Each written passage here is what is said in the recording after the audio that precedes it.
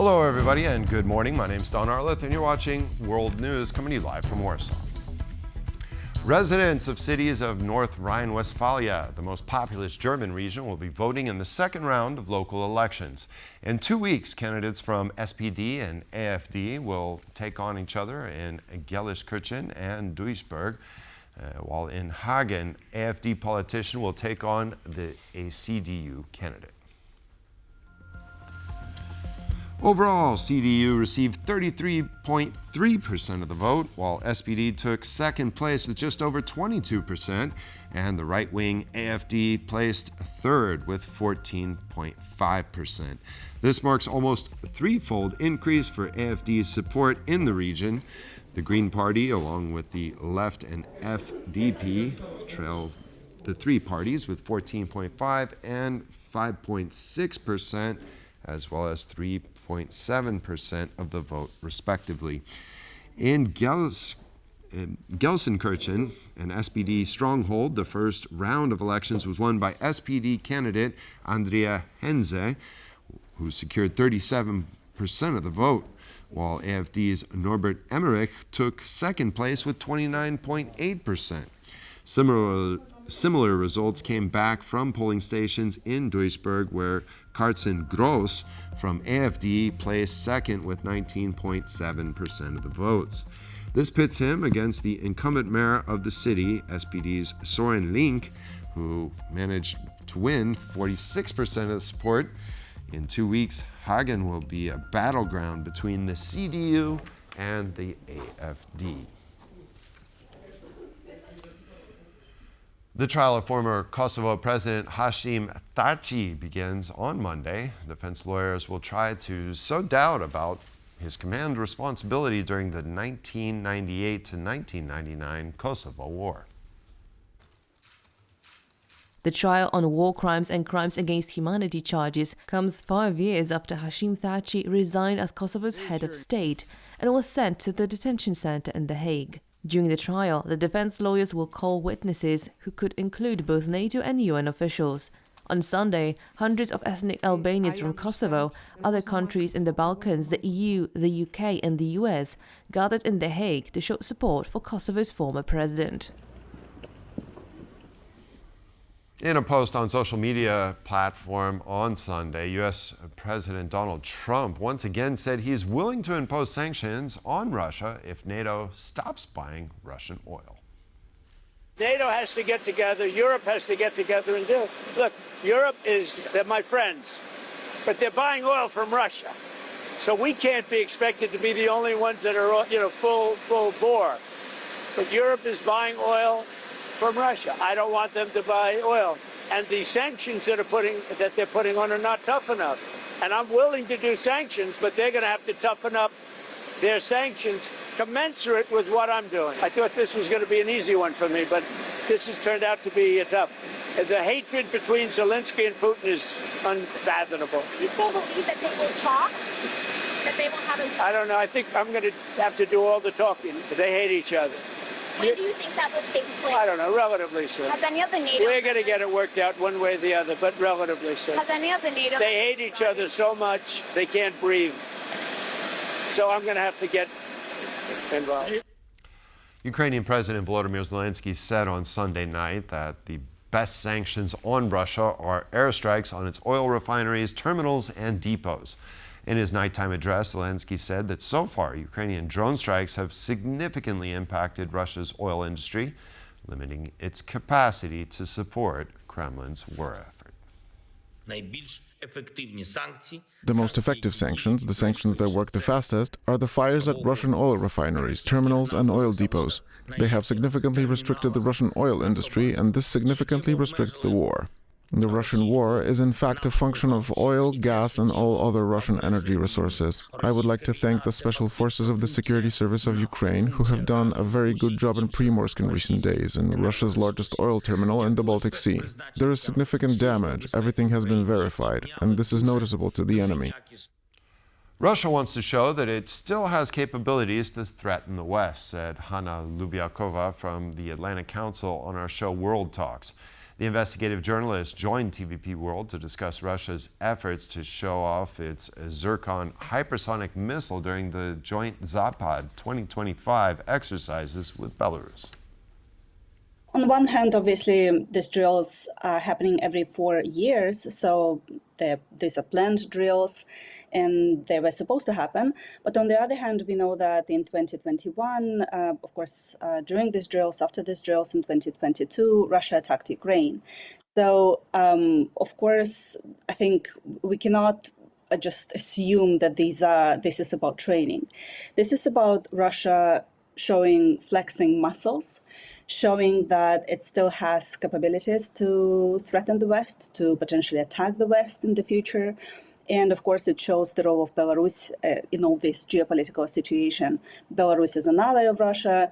That's where also the drills are happening. And Lukashenko most recently said that since Russia is so busy in Ukraine, we have to step in, we have to help with these drills, and we have kind of to take most of the kind of power here and show that we are also helping. Romania summoned Moscow's ambassador on Sunday after a Russian drone violated the country's airspace on Sunday. Bucharest called the incident an unacceptable breach of its sovereignty. On Sunday evening, EU Foreign Policy Chief Kaja Kallas condemned the Russian drone violation of Romanian airspace. Posting to social media, Kallas called the incursion a reckless escalation and stated that the EU stands in solidarity with Romania. The violation of Romanian airspace by Russian drones is yet another unacceptable breach of an EU member state's sovereignty. This continued reckless escalation threatens regional security. We stand in solidarity with Romania. I am in close contact with the Romanian government. Estonia is planning to allocate over $117 million in military aid to Ukraine in 2026. Estonian Defense Minister Hanno Pevkur announced during his visit to Kyiv. The official emphasized that his country would continue to provide the war-torn country with targeted support. According to the minister, Estonia will be allocating 0.25% of its GDP to aid for Ukraine. Tallinn will also continue training Ukrainian troops and supporting IT solutions in the defense sector. Estonia has been among Kiev's staunchest supporters since the start of the full-scale Russian invasion, offering humanitarian, developmental and military assistance. Since February 2022, Estonia has supplied over $500 million in military aid to Ukraine, making it one of Kiev's top military supporters relative to GDP. Flight operations at Kraków Airport resumed shortly before 1 a.m. on Monday after an inter-air passenger jet skidded off the runway during landing on Sunday. All passengers were safely evacuated. Kraków Airport confirmed overnight that flights resumed at 12:40 a.m., though delays and disruptions may still affect passengers throughout Monday.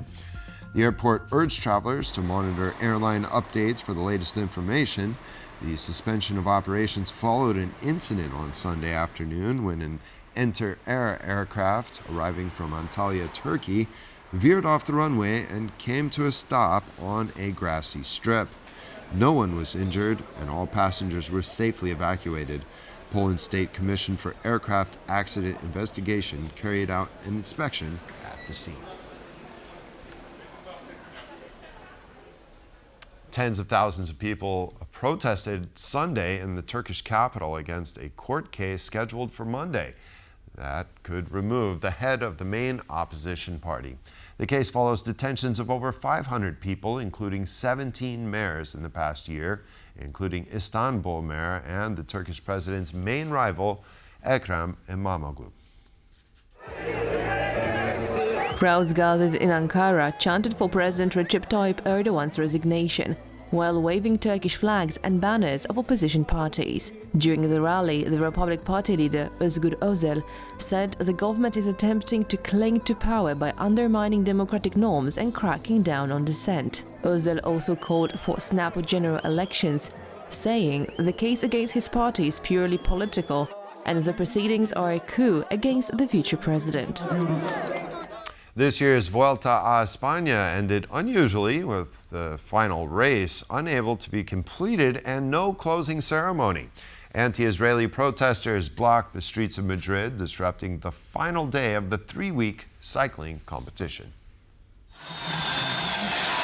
A few days before the end of the race, Spanish authorities announced that over 1,000 police officers and 400 military police officers will be responsible for the safety of Vuelta a España final. However, it proved insufficient. Thousands of protesters blocked the route at various points at the center of the Spanish capital before the cyclists got there, effectively paralyzing the race. On Gran Via, protesters knocked down barriers and marched into the road, with some chanting for a boycott of Israel while holding Palestinian flags. Competing cyclists came to a screeching halt some 56 kilometers from the finish line before the race was abandoned. Despite the sad ending, this year's Vuelta can be a happy memory for the two-time Tour de France winner Jonas Vingegaard, who emerged victorious after 3 weeks of traversing Spain.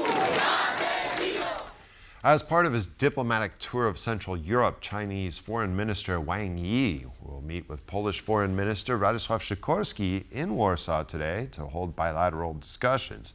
Sikorski said that the two would discuss trade issues with his Chinese counterpart, including Polish food exports to China and the closure of border crossings with Belarus. I expect that Russia's aggression against Ukraine will dominate the talks, he added. At the center of the talks will be Russia's war against Ukraine, a conflict of direct concern to Poland, given its proximity to the fighting.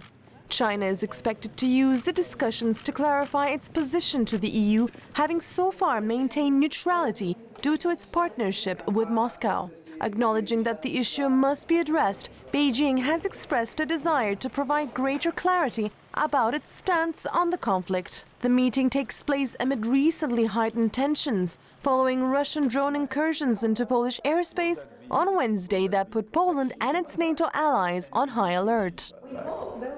After a recycling factory and an electronic waste storage facility caught fire in the village of Trubarevo in North Macedonia, the government suspects deliberate arson, and 4 people have been detained in connection with the incident.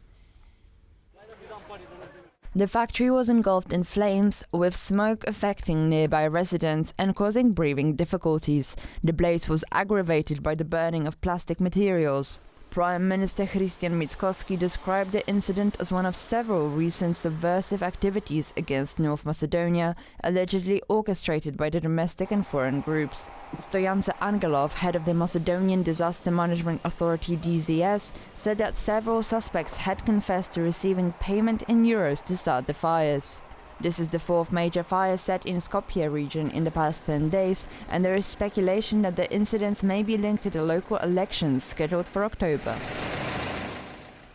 Artists, as well as curious minds eager to challenge controversial ideas of what music can be, have recently met at the 2025 Festival for Self-Built Music in Berlin. Every year, the festival is a space for creation and appreciation of self-built homemade musical instruments and experimental sound art. The use of books, water droplets, and urban architecture as unconventional instruments.